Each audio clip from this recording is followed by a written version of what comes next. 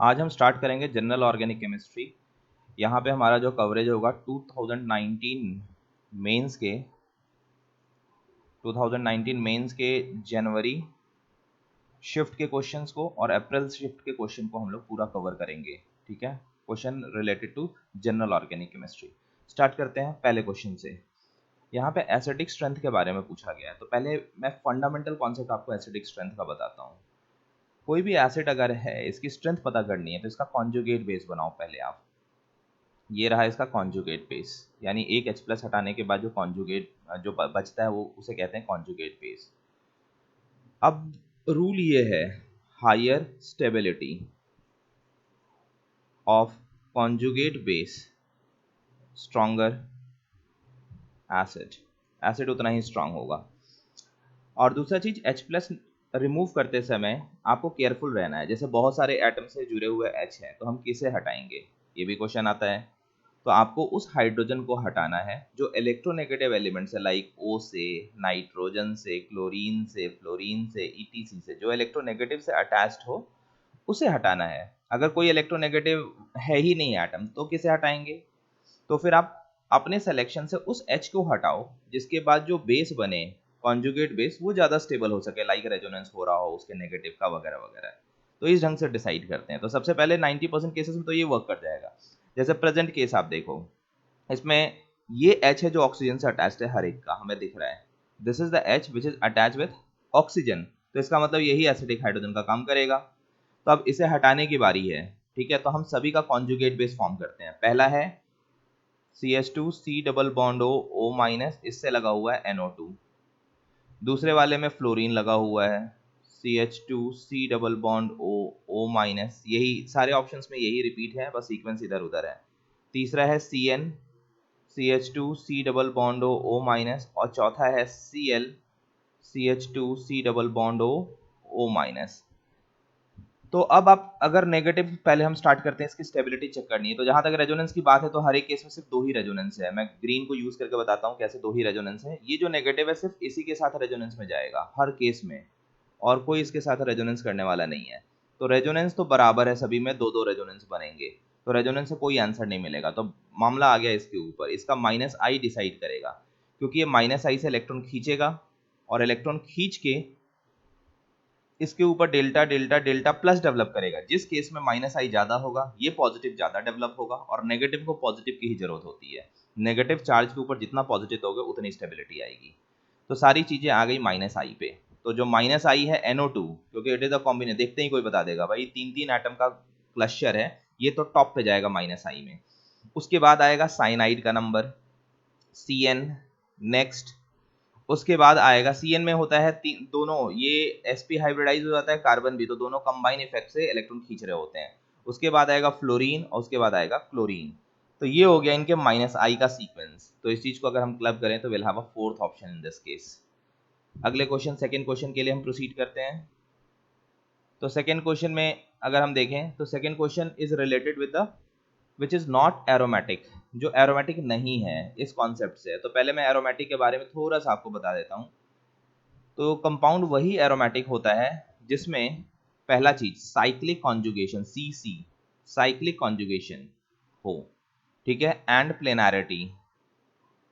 तो प्लेनारिटी आपको चेक नहीं करनी है, जनरली 8 मेंबर से ऊपर का जब रिंग का साइज होता है ना तब ये फेल हो जाता है। तो यहाँ पे तो सारे 5 या 6 मेंबर में है, तो प्लेनारिटी बाय डिफॉल्ट रहेगा। जो दूसरा हक्कल रूल का इंपॉर्टेंट पॉइंट है वो है 4n प्लस 2 पाई इलेक्ट्रॉन्स। यहाँ पे n इंटीजर है, 0 1 लाइक दिस। तो चेक करते हैं, पहले साइक्लिक कॉन्जुगेशन वेरीफाई करते हैं। ये देखो यहाँ पे साइक्लिक कॉन्जुगेशन है, ये यहाँ पे आएगा चार्ज, फिर ये चार्ज इधर से यहाँ पे आएगा, और इस ढंग से ये घूम रहा है चारों पोजीशंस पे, बिल्कुल सही है। यहाँ पे भी साइक्लिक कॉन्जुगेशन है, pi sigma pi sigma pi. यहाँ पे भी आप आ जाओ, pi sigma pi sigma pi sigma, यानी जहां से हम चल रहे हैं वहीं घूम के पहुंच जा रहे हैं। यहाँ पे इसका लोन पेयर है, लेकिन लोन पेयर की मुझे रिक्वायरमेंट ही नहीं है, इसीलिए इसे कहते हैं नॉन पार्टिसिपेटिंग लोन पेयर, यानी इसको गिनती नहीं करना है, रहे ना रहे। यहाँ से आप स्टार्ट करो, मैं इसमें कलर चेंज कर देता हूँ। ये रहा पाई सिग्मा पाई, फिर सिग्मा, फिर पाई बॉन्ड, फिर सिग्मा, फिर पाई, इसमें भी साइक्लिक कॉन्जुगेशन है। तो साइक्लिक कॉन्जुगेशन तो भाई हर एक में है। अब गिनती करते हैं पाई इलेक्ट्रॉन्स कितने हैं। पहले इसमें आते हैं, केस वाले केस में कितने पाई इलेक्ट्रॉन है, तो 1 2 3 4 4 पाई इलेक्ट्रॉन्स है और ये एक पॉजिटिव चार्ज है, तो पॉजिटिव का मतलब 0 इलेक्ट्रॉन, कोई इलेक्ट्रॉन नहीं है, जो बचा कुछ इलेक्ट्रॉन था वो भी जा चुका है। तो 4 पाई इलेक्ट्रॉन से n की किसी वैल्यू के लिए सेटिस्फाई नहीं होगा। अगर आप n 0 पुट करोगे तो 2 पाई आता है, 1 पुट करोगे तो 6 पाई आता है। तो आंसर तो हमें पता चल गया कि कौन एरोमेटिक नहीं है, ये एरोमेटिक नहीं है, इनफैक्ट ये एंटी एरोमेटिक है। बाकी सभी में आप गिनती कर लो, इसमें आते हैं 1 2 3 4 और ये लोन पेयर 6, सेटिस्फाई हो गया। यहाँ पे आते हैं, ये नेगेटिव चार्ज है, इसमें भी गिनती कर लो 1 2 3 4 और ये नेगेटिव चार्ज, नेगेटिव का मतलब होता है, नेगेटिव स्टैंड का मतलब है 2 इलेक्ट्रॉन्स और पॉजिटिव का मतलब है वैकेंट ऑर्बिटल, खाली कुछ भी नहीं है, ठीक है। तो यहाँ पे भी हमारे पास 6 पाई इलेक्ट्रॉन्स है, इसमें भी 6 पाई इलेक्ट्रॉन्स है, लोन पेयर तो पार्टिसिपेट करेगा ही नहीं क्योंकि नॉन प्लेनर हो जाता है। आप ये छोड़ दो, मतलब जितने की रिक्वायरमेंट है उसको ही कंसिडर करोगे तब भी आंसर आ जाएगा। तो 1 2 जिसकी रिक्वायरमेंट है मैं उसको लेके चल रहा हूँ, 6 पाई इलेक्ट्रॉन्स, यानी ये हो गया इसका आंसर।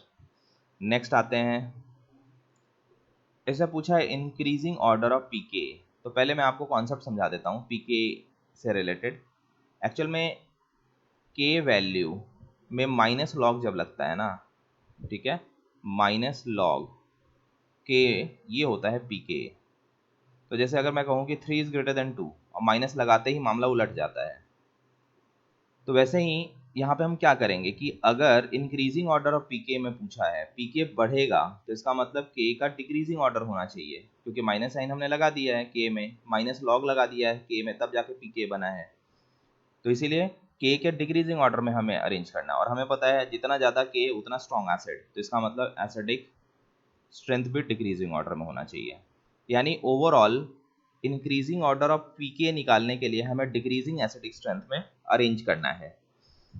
तो वही रूल फिर से, कॉन्जुगेट बेस बना के स्टेबिलिटी चेक करना, और कोई दूसरा उपाय नहीं है। तो मैं कॉन्जुगेट बेस बना रहा हूँ सभी का। पहले वाले का ऑक्सीजन सा टेस्ट हटा दिया मैंने, नेगेटिव आ गया। दूसरे वाले में ये रहा NO2 N double bond O, coordinate bond O, और यहाँ पे भी फिर से बना दिया O माइनस। अगले वाले में O minus N double bond O, coordinate bond O। उसके बाद फिर से नेक्स्ट पे आते हैं,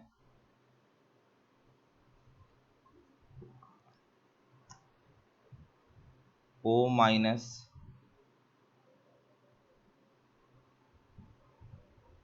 OMe।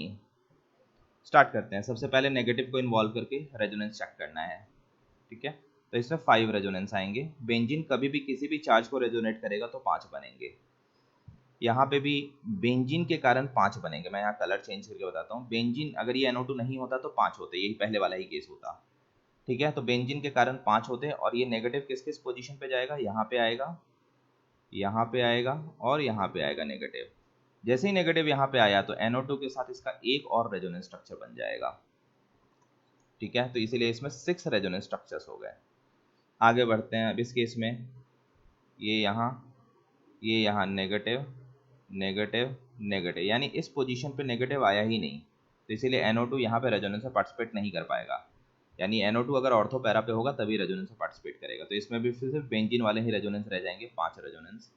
इसमें आते हैं, इसमें जब आप रेजोनेंस कराओगे तो माइनस यहाँ पे फिर आएगा और फिर यहाँ पे आएगा माइनस, यानी इसमें भी 5 रेजोनेंस बन गए हमारे पास। लेकिन इन दोनों में रेजोनेंस नहीं हो पाएगा, इसका लोन पेयर कुछ नहीं कर पाएगा। रीज़न क्या है कि अगर दो स्पीशीज़ हैं, दोनों के पास इलेक्ट्रॉन्स हैं, इसके पास भी इलेक्ट्रॉन्स और इसके पास भी इलेक्ट्रॉन्स, तो भाई ये रिपल्शन, मतलब होना क्या चाहिए रेजोनेंस के लिए, एक के पास इलेक्ट्रॉन और दूसरे के पास वैकेंट ऑर्बिटल, तभी तो ये इसको डोनेट कर पाएगा। यहाँ पे दोनों ही एक्सेप्टर है, तो इस केस में रेजोनेंस नहीं होगा। यही सिचुएशन यहाँ पे भी आ गया, यहाँ पे भी इलेक्ट्रॉन है इसके पास नेगेटिव के फॉर्म में और इसके पास लोन पेयर है, तो इसीलिए ये यूजलेस हो गया, ठीक है।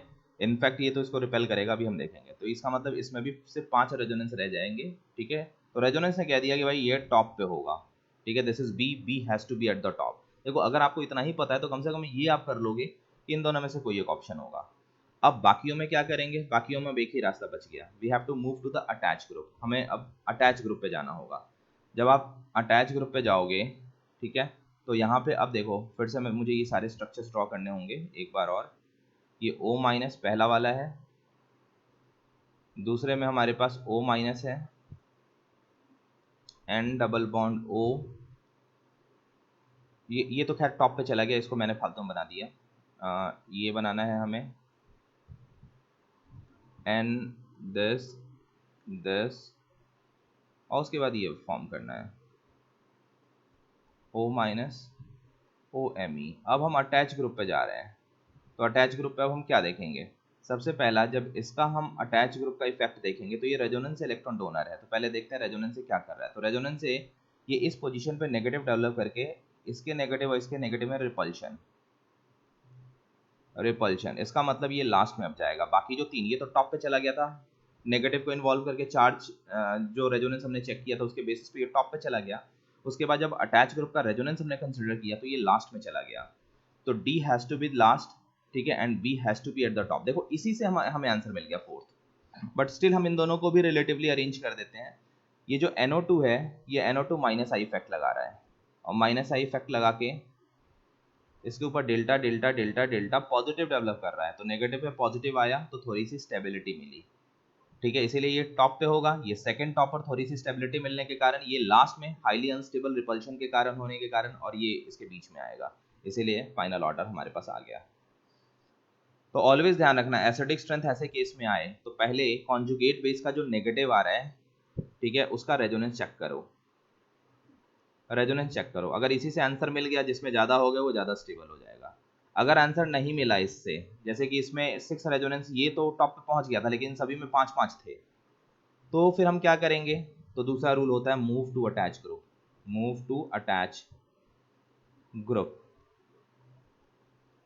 ये मेरा एडवांस वाला जो वीडियो है उसमें मैंने पूरा अच्छे से एलोबरेट किया हुआ है। आते हैं नेक्स्ट इस दो रूल के बाद, ठीक है, अब अगले पे आते हैं। IUPAC naming of this compound, इस कंपाउंड का आयुपेक नेमिंग करना है। तो इसमें हम स्टार्ट करते हैं पहले नंबरिंग, तो इसकी नंबरिंग हम स्टार्ट करते हैं 1 2 3 4 5, 5 कार्बन की चेन है, ठीक है, और डबल बॉन्ड है, तो यानी पेंटीन का डेरिवेटिव हो गया, पेंट 2 इन का डेरिवेटिव हो गया। तो 1 इन 1 इन 3 इन, ये तो खत्म हो गया है, ये तो ऐसे ही आ गया, सिर्फ इसी के बेसिस पे आ गया। सेकंड पोजीशन से डबल बॉन्ड स्टार्ट हो रहा है, तो और 5 कार्बन की चेन है, तो पेंट 2 इन, यही आ गया ऑप्शन। क्या इसमें बात करें? बाकी पोजीशन 4 पे ब्रोमो लगा हुआ है, 3 पे मिथाइल लगा हुआ है, और ये तो पूरी एक मेन चेन हो गई, यहाँ से यहाँ तक एक मेन चेन हो गई। नेक्स्ट आते हैं फिफ्थ क्वेश्चन, ये फिर से एरोमेटिसिटी का क्वेश्चन है। Which of the following compound is or not aromatic, कौन एरोमेटिक नहीं है? फिर से वही चीज, आप साइक्लिक कॉन्जुगेशन, ये लिखा हुआ भी अभी, साइक्लिक कॉन्जुगेशन चेक करो, तो यहाँ इस सभी में वेरीफाई करते हैं। पाई सिग्मा डबल बॉन्ड, फिर पाई, फिर सिग्मा, फिर वापस पाई, यानी साइक्लिक में हम घूम के वहीं पे पहुंच गए जहाँ से स्टार्ट किया था। फिर ये pi sigma pi sigma pi sigma pi, फिर से वहीं पे पहुंच गए जहाँ से स्टार्ट किया था। Pi sigma pi sigma pi sigma pi sigma, फिर से वहीं पे पहुंच गए जहाँ से हमने स्टार्ट किया था। और इसमें तो साइक्लिक कॉन्जुगेशन ही गायब हो गया, देखो pi sigma pi sigma pi sigma sigma, यहाँ पे कॉन्जुगेशन नहीं हो पा रहा है, ये साइक्लिक कॉन्जुगेशन को डिस्ट्रॉय कर रहा है। तो डी तो पहले पॉइंट से ही हट गया, डी तो हमारा एक आंसर कंफर्म हो चुका है। अब बी को आप वेरीफाई कर लो, देखो इन तीनों में साइक्लिक कॉन्जुगेशन है, तो 4n+2 पाई इलेक्ट्रॉन हमें अब चेक करना है। तो इसमें टोटल पाई इलेक्ट्रॉन्स की गिनती करो तो ये अकेला डबल बॉन्ड है, पॉजिटिव का मतलब 0 इलेक्ट्रॉन, तो इसमें 2 पाई इलेक्ट्रॉन्स हैं। इसमें गिनती कर लो 2 पाई बॉन्ड है, तो इसमें 4 पाई इलेक्ट्रॉन्स हैं, इसमें 6 पाई इलेक्ट्रॉन्स हैं, नहीं 8 पाई हो गई, ये नेगेटिव भी है ना, दिस इज द नेगेटिव, हाँ 8 पाई आ गए। नेगेटिव का मतलब मैंने बता रखा है, ये रहा 2 इलेक्ट्रॉन, तो 2 तो ये वाले हो गए, 2 4 2 6 और ये 2 8, ठीक है। तो इसका मतलब मिला जुला के सिर्फ ए ही एरोमेटिक है। आप चेक कर लो 4n+2 में, अगर मैं 4n+2 लूँ पाई इलेक्ट्रॉन्स, तो अगर आप n की वैल्यू को पुट कर दो यहाँ पे 0, तो 2 पाई आ जाएगा। n इज इक्वल टू 0 के लिए ये आ जाएगा 2 पाई, यानी ये एरोमेटिक हो गया। बाकी किसी में 4 पाई तो आएगा ही नहीं, n की वैल्यू इंटीजर रखनी है, 1 रखोगे तो 6 पाई आएगा, वो कहीं नहीं है। ये तो नॉन साइक्लिक होने के कारण, ऐसा नहीं कि पाई वाई कंसिडर नहीं करना, ये तो non cyclic, cyclic conjugation missing होने के कारण डी ऑप्शन आ रहा है, तो इसका मतलब इसमें ए को हटा के बाकी सारे ही हैं, B C D first option हो जाएगा। चलो अब नेक्स्ट प्रोसीड करते हैं हम लोग। ये रहा, कह रहा है the major product for the reaction of this, ये कंपाउंड है, ठीक है, इसको LiLH4 से ट्रीट कर रहे हैं। देखो मैं आपको इससे रिलेटेड थोड़ा कॉन्सेप्ट भी बता देता हूँ। LiAlH4 ये किसको किसको रिड्यूस करेगा, किसको किसको नहीं करेगा। मैं ऐसे लिस्ट इनफैक्ट लिख दूँ, हमारे पास एल्डिहाइड है RCHO, ये रिड्यूस होता है अल्कोहल में। हमारे पास है ketone RC double bond OR, ये रिड्यूस होता है 2 डिग्री अल्कोहल में RCHOH, और ये R 2 डिग्री अल्कोहल में। हमारे पास कार्बोक्सिलिक एसिड और उसके डेरिवेटिव्स हैं, ठीक है, RCOOH, ये RCH2OH में अगर आप एस्टर ले लो RCOOR', ये भी रिड्यूस हो जाएगा RCH2OH प्लस R' में। अगर आप RCOOX एसिड हैलाइड, एक मिनट ये मिस्टेक हो गया, एसिड हैलाइड लेते हैं RCOX, ये सही है, तो ये RCH2OH में रिड्यूस होगा अल्कोहल में। और सिमिलरली अगर आप एनहाइड्राइड ले लो, एसिड एनहाइड्राइड, तो ये भी रिड्यूस हो जाएगा RCH2OH 2 मोल। डिटेल थ्योरी नहीं, बस आपको बताता हूँ कौन किसको रिड्यूस करेगा। देखो LiAlH4 है, वो सभी को रिड्यूस कर देगा। ये जितने भी देख रहे हो ना, जितने भी मैंने यहाँ पे मार्क किए हैं, ठीक है ना, LiAlH4 ऑल, AlH4 ऑल सभी को रिड्यूस करेगा। NaBH4 सिर्फ इन दोनों को करेगा, NaBH4 का मैं ग्रीन से लिख रहा हूँ, सिर्फ इन दोनों को रिड्यूस करेगा, इन तीनों को, कार्बोक्सिलिक एसिड के डेरिवेटिव्स को नहीं करेगा। ये करेगा NaBH4।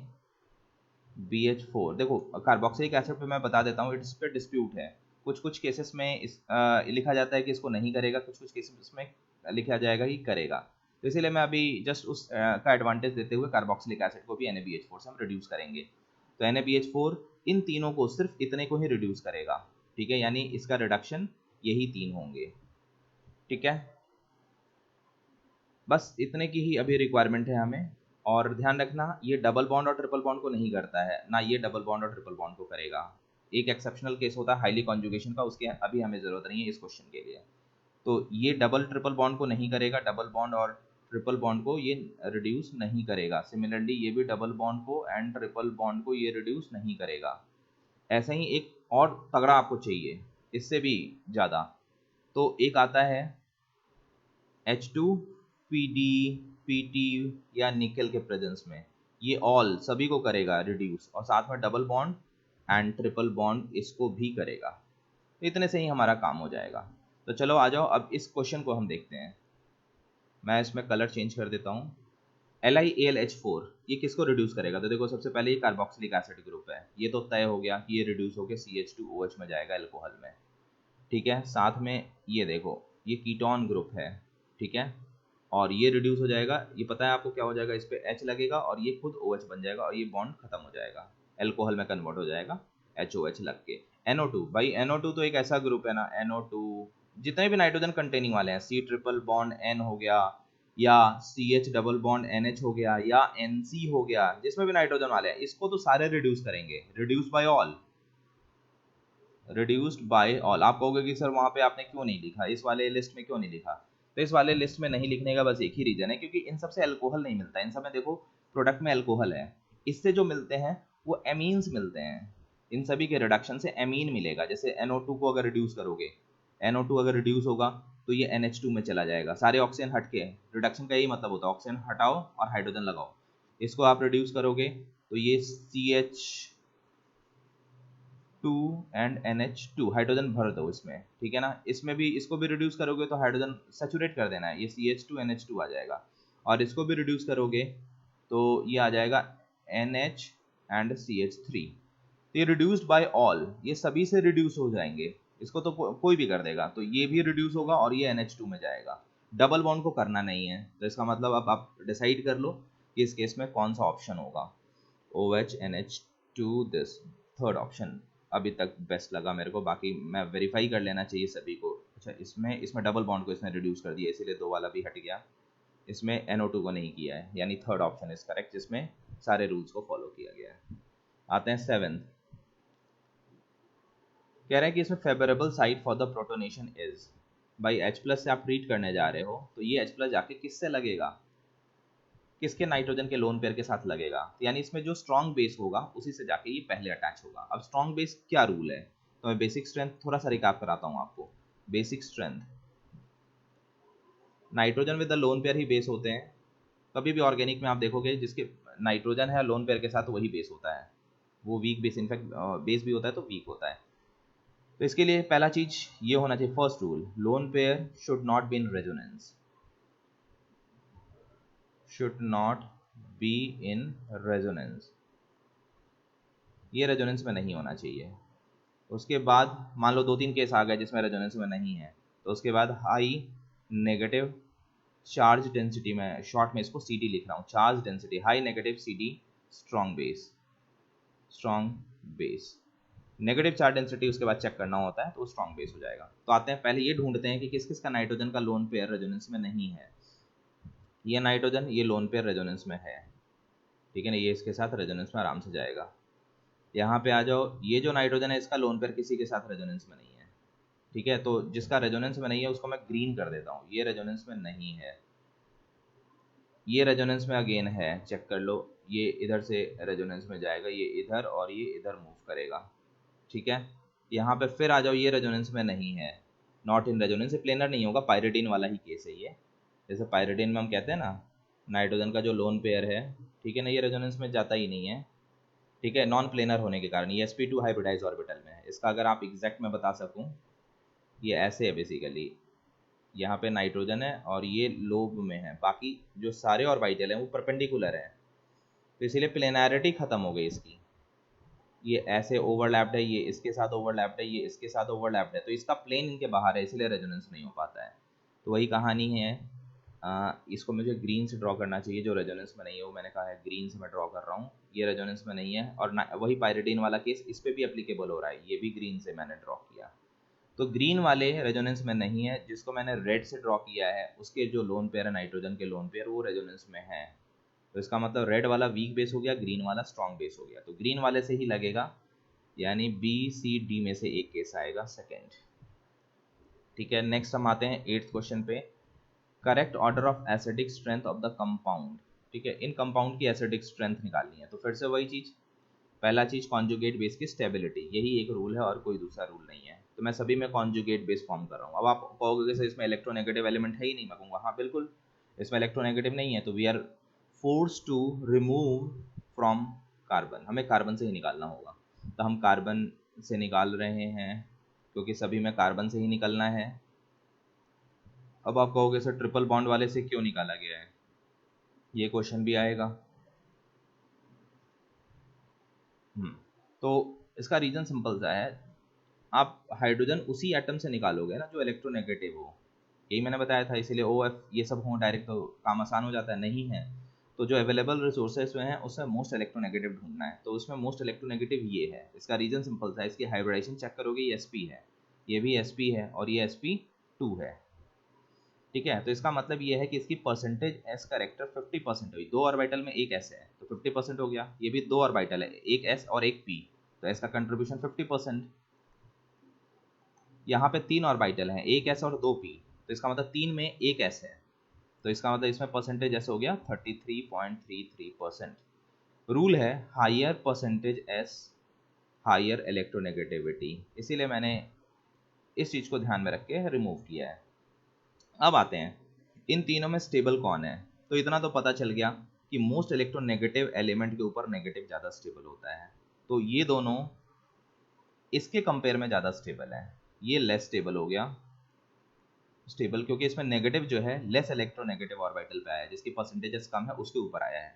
जैसे इसका मैं बेस्ट तरीका ये बताता हूँ कि बचपन से आप Cl को माइनस के फॉर्म में देखते आए हो, Na को प्लस के फॉर्म में, क्यों, क्योंकि ये एक इलेक्ट्रोनेगेटिव एलिमेंट है, electronegative element is always comfortable with the negative charge, और ये एक इलेक्ट्रोपॉजिटिव मेटल है, ये ऑलवेज कंफर्टेबल होता है पॉजिटिव चार्ज। इसका बॉन्डिंग में एक अलग एक्सप्लेनेशन है, मैं तो सिंपल ऑब्जर्वेशन बता रहा हूँ जिसको मैं यहाँ पे यूज कर रहा हूँ। तो रूल ये है कि electronegative element is comfortable with negative charge, इसी चीज को मैंने अप्लाई किया। तो इसमें कार्बन ज्यादा इलेक्ट्रोनेगेटिव है, परसेंटेज हाई होने के कारण, तो इसके कंपेयर में ये ज्यादा स्टेबल होगा। तो ये तो तय हो गया कि ये तो भाई लास्ट में जाएगा। अब आ जाओ इन दोनों में। अब इन दोनों में कार्बन की इलेक्ट्रोनेगेटिविटी हमें कोई आंसर नहीं दे रहा है, तो हम अटैच ग्रुप पे चले जाएंगे। अटैच ग्रुप यहाँ पे CH3 है जो कि प्लस आई शो करेगा, और प्लस आई शो करने के कारण डेल्टा डेल्टा नेगेटिव इस पर डेवलप करेगा। और माइनस के ऊपर और माइनस आ गया तो यानी बहुत परेशान हो गया। माइनस को प्लस चाहिए था न्यूट्रल होने के लिए, लेकिन आपने माइनस के ऊपर और माइनस दे दिया, तो इसीलिए अब इन दोनों में रिलेटिवली आप देखोगे तो ये लेस स्टेबल हो गया, यानी ये टॉप पे पहुंच गया। आंसर हमारे पास आ चुका है 4th। आते हैं अब 9th क्वेश्चन। 9th क्वेश्चन ये जनवरी मॉर्निंग का ही क्वेश्चन है, ठीक है। तो मैं इसको पहले इरेज करके थोड़ी सी जगह बनाता हूँ। इस केस में हम क्वेश्चन रीड करते हैं। In between increasing order of reactivity of a compound towards alkyl halide directly alkyl halide एक मिनट alkyl आते हैं इसमें हाँ ठीक है, इसमें अल्काइल हैलाइड से रिएक्टिविटी पूछा गया है, ठीक है, डायरेक्ट रिएक्टिविटी। तो देखो मैं पहले आपको बताता हूँ कि अल्काइल हैलाइड से डायरेक्ट रिएक्टिविटी का मतलब क्या है। इसका मतलब ये है कि किसी नाइट्रोजन कंटेनिंग कंपाउंड को जब आप रिएक्ट कराओगे तो ये इसके ऊपर अटैक करे और ये भाग जाए, ठीक है, जिससे कि RNHR बन जाए। तो इसके लिए इसको एक गुड न्यूक्लियोफाइल होना जरूरी है, गुड न्यूक्लियोफाइल। तो गुड न्यूक्लियोफाइल किस पर डिपेंड करेगा? High availability of lone pair, या दूसरे लैंग्वेज में स्ट्रॉन्ग बेस होना चाहिए। स्ट्रॉन्ग बेस, लोन पेयर उसी पे इंटैक्ट होना चाहिए, कहीं और ना जाए रेजोनेंस वगैरह में। तो चलो हम स्टार्ट करते हैं अब इस क्वेश्चन का आंसर देना। तो पहले तो नाइट्रोजन के लोन पेयर को हमें टारगेट करना है, तो हर जगह हम हाईलाइट कर लेते हैं नाइट्रोजन के लोन पेयर को। अब चेक करते हैं कि किस केस में कितने रेजोनेंस में है। तो भाई ये तो इलेक्ट्रोनेगेटिव एलिमेंट के साथ रेजोनेंस में जा रहा है इसका लोन पेयर, और एक तरफ नहीं दोनों तरफ जा रहा है। तो इस केस में रेजोनेंस का नंबर कितना भी बने, लेकिन इसको कहते हैं सिमिलर एटम डीलोकलाइजेशन, यानी इसकी जो बिरादरी है इलेक्ट्रोनेगेटिव और इसकी जो बिरादरी है दोनों इलेक्ट्रोनेगेटिव एलिमेंट हैं, तो इसीलिए ये दोनों तरफ रेजोनेंस में जा रहा है। तो डिस्पाइट कम रेजोनेंस है, लेकिन इसमें कॉन्सेप्ट आ रहा है सिमिलर एटम डीलोकलाइजेशन, एक ही तरह के एटम के बीच में रेजोनेंस होना, इसको कहते हैं सिमिलर एटम डीलोकलाइजेशन। जैसे नाइट्रोजन इलेक्ट्रोनेगेटिव, ये भी। अब यही ऑक्सीजन कार्बन होता तो ये सिमिलर एटम नहीं होता, क्योंकि carbon less electronegative, nitrogen more electronegative, तो ये सिमिलर नहीं है, फिर नॉर्मल रेजोनेंस नंबर फैक्टर पे डोमिनेट करता। तो कभी भी एसएडी आ जाए तो नंबर कम होने के बावजूद वो डोमिनेटिंग हो जाता है। तो इसमें 3 रेजोनेंस और एसएडी है। यहाँ पे हम आते हैं, यहाँ पे भी एसएडी है, सिमिलर एटम डीलोकलाइजेशन, क्योंकि रेजोनेंस सिर्फ इन्हीं दोनों के बीच में होगा। यानी यहाँ पे है तो 2 रेजोनेंस, लेकिन साथ में एसएडी है, तो भारी तो इसे भी होना है। यहाँ पे आते हैं इस पर्टिकुलर केस में, इसमें एसएडी नहीं है। क्यों? क्योंकि पहला ही एटम दिख गया, पहले ही रेजोनेंस में कार्बन पे चला गया। देखो आप 10 रेजोनेंस है मान लो, 2 केसेस में एक टाइप के एटम पे जा रहा है और एक भी अलग आ गया, ठीक है। मान लो 10 में से 9 पे वो नाइट्रोजन नाइट्रोजन नाइट्रोजन या ऑक्सीजन पे जा रहा होता, एक भी कार्बन आ जाता, तो एसएडी खत्म। एसएडी मतलब जितने भी रेजोनेंस है हर बार चार्ज उसी की बिरादरी के एटम पे माइग्रेट करना चाहिए। तो यहाँ पे तो पहले ही केस में कार्बन पे आ गया, तो एसएडी खत्म। अब टोटल रेजोनेंस की गिनती हमें करनी है। तो रेजोनेंस की गिनती देखो, सीएन को अगर हम इग्नोर मारें, मान लो कि सीएन पिक्चर में नहीं हो, ठीक है, तो कितने रेजोनेंस होंगे? तो बेंजीन के कारण 5 रेजोनेंस होते हैं। अब सीएन का प्रेजेंस कुछ कर पाएगा, ये अब हमें वेरीफाई करना है। तो यस, सीएन का प्रेजेंस कर पाएगा। यहाँ पे नेगेटिव है और ये कार्बन ट्रिपल बॉन्ड नाइट्रोजन है, तो जैसे ही आप इसका रेजोनेंस कराओगे, यार ये तो एक और रेजोनेंस में आ गया, यानी इस केस में हमारे पास 6 रेजोनेंस हो गए, बेंजीन के अलावा एक। यहाँ पे कोई ग्रुप नहीं लगा है, जो करना है बेंजीन को ही करना है, तो इसमें सिर्फ 5 रेजोनेंस होंगे, कहीं कोई एसएडी नहीं, क्योंकि पहले ही केस में कार्बन पे चला गया।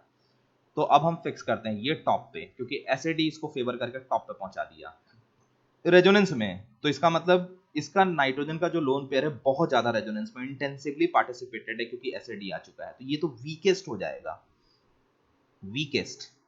सबसे कमजोर बी होगा, ठीक है, यानी बी का अटैक सबसे स्लो होगा। किसमें पूछा है? इंक्रीजिंग ऑर्डर में ना, यानी बी सबसे कमजोर। बिल्कुल सही, ये ऑप्शन इन दोनों में ही 1 और 3 में से अब तय हो गया, कोई एक होगा। अब हम आते हैं टॉप पे कौन है, ये हम डिसाइड कर लेते हैं। टॉप पे डी जाएगा क्योंकि इसमें रेजोनेंस का नंबर भी कम है और एसएटी भी नहीं है। ठीक है, एसएटी वाले तो भाई बी के बाद ए आएगा, ये तय है क्योंकि इसको एसएटी सपोर्ट कर रहा है। ठीक है, और ए और बी में हमने कैसे डिसाइड किया, तो नंबर के बेसिस पे। भाई एसएटी एसएटी तो कॉमन हो गया, तो इसके 3 रेजोनेंस तो ज्यादा इंटेंसिवली है तो ज्यादा वीक हो गया। तो बी के बाद ए, अब डी और सी में से डी टॉप पे जाना है, यानी फर्स्ट ऑप्शन करेक्ट आ गया। ठीक है, इसमें 6 रेजोनेंस है तो ज्यादा इंटेंसिवली रेजोनेंस में है इसमें। ठीक है, इसीलिए लेस अवेलेबल होगा। तो मैंने क्या लिखा है, हाई अवेलेबिलिटी होनी चाहिए। तो हाई अवेलेबिलिटी के लिए कहीं रेजोनेंस में ही ना जाए, बैठा रहे इसी के ऊपर, तब तो हम कहेंगे कि यार ये तो बहुत ज्यादा अवेलेबल है नाइट्रोजन के पास। जहां ये रेजोनेंस में घूमा, नाइट्रोजन के पास से चला गया, और नाइट्रोजन के पास से जाना मतलब लेस अवेलेबल हो जाना। यही स्टोरी है इसकी। चलिए अब आगे आते हैं नेक्स्ट क्वेश्चन पे। Increasing order of reactivity of the following with LiAlH4। LiAlH4 के साथ रिएक्टिविटी के बारे में बात कर रहे हैं। इसमें रिएक्टिविटी देखो एक ही चीज़ पर डिपेंड करता है, ये सारे के सारे एसिड डेरिवेटिव्स हैं, आप चेक कर लो। ये अमाइड है, दिस इज अमाइड, ये एस्टर है, ये एसिड क्लोराइड है, और ये एसिड एनहाइड्राइड है। तो ऑलवेज कभी भी रिएक्टिविटी अगर आप डिसाइड करोगे एसिड डेरिवेटिव की, तो ये जो ग्रुप है इनकी लिविंग एबिलिटी पर डिपेंड करता है। ये जो ग्रुप देख रहे हो ना, इसकी लिविंग एबिलिटी पर डिपेंड करता है। ठीक है, क्योंकि H- एक न्यूक्लियोफाइल की तरह अटैक करेगा, और ये जितना जल्दी भागेगा उतना ही फास्ट रिएक्शन होगा। तो लिविंग एबिलिटी पर डिपेंड करेगा। मैं लिविंग एबिलिटी का ऑर्डर, वीक बेस होता, रूल ये है, weak base is a good leaving group. Weak base is good leaving group. Lg मतलब लिविंग ग्रुप। वीक बेस एक अच्छा लिविंग ग्रुप होता है, तो उसके बेसिस पे सबसे अच्छा लिविंग ग्रुप हो जाएगा Cl। इसके बाद आएगा एनहाइड्राइड वाला ग्रुप, O- बेस्ट है, ये भाग जाए। O-, उसके बाद ये आएगा R, ये मैं R कर दे रहा हूँ, इसको R कर दिया। इसके बाद आएगा OCH3, और सबसे स्ट्रॉन्ग बेस होने के कारण NH2 सबसे पुअर लिविंग ग्रुप होगा, क्योंकि वीकेस्ट बेस सबसे गुड लिविंग ग्रुप होता है। तो ये आता है हमारे पास leaving ability, Lg leaving ability, और जो लिविंग एबिलिटी का ऑर्डर है, ठीक है, वही ऑर्डर हो जाएगा इनके रिएक्टिविटी का ऑर्डर किसी भी न्यूक्लियोफाइल से। इट्स नॉट ओनली LiLH4, कोई भी होगा उसी के साथ यही ऑर्डर आएगा। ठीक है, तो अब बस इसके बेसिस पे हम अरेंज करते हैं, यानी सबसे खराब से ये मैंने उल्टा बना दिया, ओह सॉरी, लिविंग एबिलिटी में बना रहा था ना। एक मिनट, साइन उल्टा हो गया। समझाया तो मैंने करेक्ट है, साइन उल्टा हो गया यहाँ पे। ये आएगा लिविंग एबिलिटी का ये ऑर्डर है, इसलिए इसी ऑर्डर में ये रिएक्ट करेंगे। तो Cl वाला टॉप पे आना चाहिए, C has to be at the top. C D B A, हाँ, third option is correct, CDBA। ठीक है, अब नेक्स्ट हम आते हैं 11th क्वेश्चन पे। IUPAC name of the following compound. IUPAC name का ये क्वेश्चन है, तो इसमें आयुपेक नेम का ये क्वेश्चन है हमारे पास। ठीक है, अब देखते हैं आयुपेक नेम। तो इसमें आप चेक कर लो, इसके नंबरिंग करते हैं 1 2 3 4 5। ठीक है, यानी इसमें 3 पे हाइड्रोक्सी है, 4 पे मिथाइल है, 4 पे मिथाइल है, यानी इसमें 3 हाइड्रोक्सी और 5 कार्बन है, पेंटानोइक एसिड, 3 आइटम, ये आ गया फोर्थ ऑप्शन। मैक्सिमम इनॉल कंटेंट, ये इनॉल कंटेंट पे बेस्ड क्वेश्चन है, ये एक अच्छा क्वेश्चन है। तो पहले हम इससे रिलेटेड एक कॉन्सेप्ट चेक करते हैं। तो इसका रूल सिंपल सा है इनॉल कंटेंट का। देखो, कीटो फॉर्म ऑलवेज ज़्यादा स्टेबल होता है इनॉल से, एक्सेप्ट फ्यू केसेस, उसमें एक एरोमेटिसिटी आती है, दूसरी H बॉन्डिंग आती है। तो इन सभी में H बॉन्डिंग बनेगी। ठीक है, जैसे मैं किसी एक को बना सकता हूँ, सेकंड को बना रहा हूँ, C double bond O, CH2 C double bond O and CH3, इसका आप इनॉल बनाओ। जैसे ही आप इनॉल बनाओगे इसका, तो ये आ जाएगा COH double bond C double bond O and CH3, ये आ गया H बॉन्डिंग। और इस H बॉन्डिंग के कारण, एक तो H बॉन्डिंग का होना इसकी स्टेबिलिटी को इंश्योर कर रहा है, ऊपर से ये चिलेट भी बन रही है, 6 मेंबर की रिंग बन रही है, तो दोनों मिलके आ रहे हैं। तो अब इसके लिए क्या होना चाहिए, इस हाइड्रोजन को सबसे ज़्यादा एसिडिक होना चाहिए, हाईली एसिडिक। और इन सारे केसेस में आप चेक कर लो, जो हाइड्रोजन मोस्ट एसिडिक है वो सेकेंड वाले ऑप्शन में ही है, क्योंकि बाकी सब जगह जैसे इस वाले को लो, फोर्थ वाले को, तो फोर्थ वाले में यहाँ पे NH2 कर दिया। अब NH2 के कारण यहाँ पे क्रॉस रेजोनेंस आएगा, और क्रॉस रेजोनेंस आते ही इसकी अवेलेबिलिटी इसके कॉन्जुगेट बेस के लिए कम हो जाएगी। यही चीज़ इसमें भी OC2H5 में भी ऑक्सीजन का लोन पेयर क्रॉस रेजोनेंस में आएगा। इसमें तो दो रेजोनेंस है ही नहीं, क्योंकि H+ को हटाने के बाद जो आप नेगेटिव दोगे, यहाँ पे जो नेगेटिव आएगा वो दोनों रेजोनेंस में है इसके साथ, इसीलिए इसका अवेलेबल होना नेगेटिव के लिए बहुत ज़रूरी है, जो कि नहीं हो पाएगा। ठीक है, तो इसीलिए इसमें second option is correct. Next, अब ये IUPAC नेम का क्वेश्चन है, ये आपको देख लेना। IUPAC नेम के क्वेश्चन को मैं स्किप कर रहा हूँ, नहीं तो वीडियो बहुत लेंदी हो जाएगा। नेक्स्ट है न्यूक्लियोफिलिसिटी। ठीक है, ऑर्डर ऑफ न्यूक्लियोफिलिसिटी इन सभी में पूछा है कि सबसे अच्छा न्यूक्लियोफाइल कौन है। तो देखो, न्यूक्लियोफाइल का ऑर्डर अगर आपको डिसाइड करना है तो आपको बस एक ही चीज़ करना होगा, negative charge density. Negative charge density, तो हम देखते हैं। और नेगेटिव पहला, तो आप पहला चीज़, आप एक रूल ये है, यहाँ पे दो रूल अप्लाई आप कर सकते। पहला रूल ये आपको लगाना है कि जो नेगेटिव न्यूक्लियोफाइल होता है वो ऑलवेज स्ट्रॉन्गर होता है न्यूट्रल न्यूक्लियोफाइल से। तो इसमें एक न्यूट्रल मुझे दिख रहा है, ये वाटर, कोई नेगेटिव चार्ज नहीं है इस पर, ये तो लास्ट में जाना है भाई, किसी भी हालत में it has to move at the last.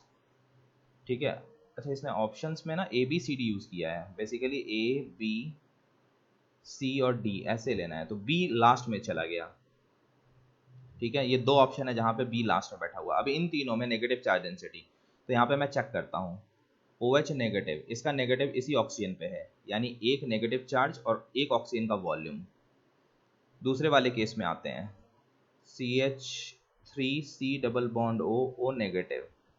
यहाँ पर रेजोनेंस के कारण ये नेगेटिव चार्ज एक्चुअल में दो हेड्स पे डिस्ट्रीब्यूट हो रहा है, तो चार्ज तो एक है लेकिन दो दो ऑक्सीजन का वॉल्यूम यूटिलाइज हो रहा है, तो ट्वाइस वॉल्यूम ऑफ ऑक्सीजन हो गया, ये चार्ज डेंसिटी हो गई।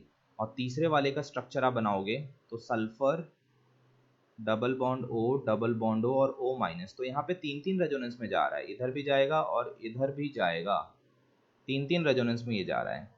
यानी चार्ज तो एक ही है लेकिन डिस्ट्रीब्यूटेड ओवर 3 वॉल्यूम्स, 3 ऑक्सीजन के ऊपर डिस्ट्रीब्यूटेड है, तो इसकी चार्ज डेंसिटी मैक्सिमम होने के कारण ये टॉप पे बैठ जाएगा, तो D is eight the top. ठीक है, यानी फोर्थ ऑप्शन करेक्ट हो गया, बाकी ऑर्डर वही फॉलो हो रहा है। सबसे लास्ट में B, इससे ज़्यादा C। ठीक है, बिल्कुल मैच कर गया। ठीक है, फोर्थ ऑप्शन। चलो नेक्स्ट क्वेश्चन पे हम आते हैं। नेक्स्ट 15th है, 15th क्वेश्चन यहाँ पे लिखा हुआ है, which are the following factor does not govern the stability of conformation of acyclic compound. तो देखो, एसाइक्लिक कंपाउंड मतलब जो साइक्लिक नहीं है, तो साइक्लिक नहीं है तो उसमें एंगल का कोई मतलब, एंगल स्ट्रेन नहीं आएगा। एंगल स्ट्रेन रिंग वाले में आता है, जैसे बेंजीन है या 4 मेंबर की रिंग है, तो 4 मेंबर की रिंग में 90 डिग्री का एंगल हो रहा है, जबकि इसकी sp3 हाइब्रिडाइजेशन कहती है कि इसे 109 होना चाहिए, तो यहाँ पे एंगल स्ट्रेन का चक्कर फंसता है। जो एसाइक्लिक है उसमें एंगल स्ट्रेन का कोई मतलब ही नहीं है, तो इसीलिए ये तो बहुत ईजिली हो गया। नाउ अब इस केस में increasing order of pKb, basic strength से ये रिलेटेड क्वेश्चन आ गया। ठीक है, पीकेबी वैल्यू का इंक्रीजिंग ऑर्डर बताना है। एक इस केस में इंक्रीजिंग ऑर्डर में पीकेबी वैल्यू है, तो स्टार्ट करते हैं। नाइट्रोजन के लोन पेयर को आप टारगेट करो और उसकी अवेलेबिलिटी आपको चेक करनी है। एक मिनट, मैं कलर चेंज कर देता हूँ। नाइट्रोजन के लोन पेयर को आपको कंपेयर करना है, जस्ट अ मिनट। तो इसमें नाइट्रोजन के लोन पेयर को हमें रेजोनेंस में चेक करना है। ठीक है, हर केस में पहले हम बेसिक स्ट्रेंथ का ऑर्डर देखो, सीधी सी बात है, इंक्रीजिंग ऑर्डर के बी, तो के बी को इंक्रीजिंग ऑर्डर में पी के बी, तो इसका मतलब है कि अगर ये इंक्रीजिंग ऑर्डर में है तो के बी डिक्रीजिंग ऑर्डर में होगा।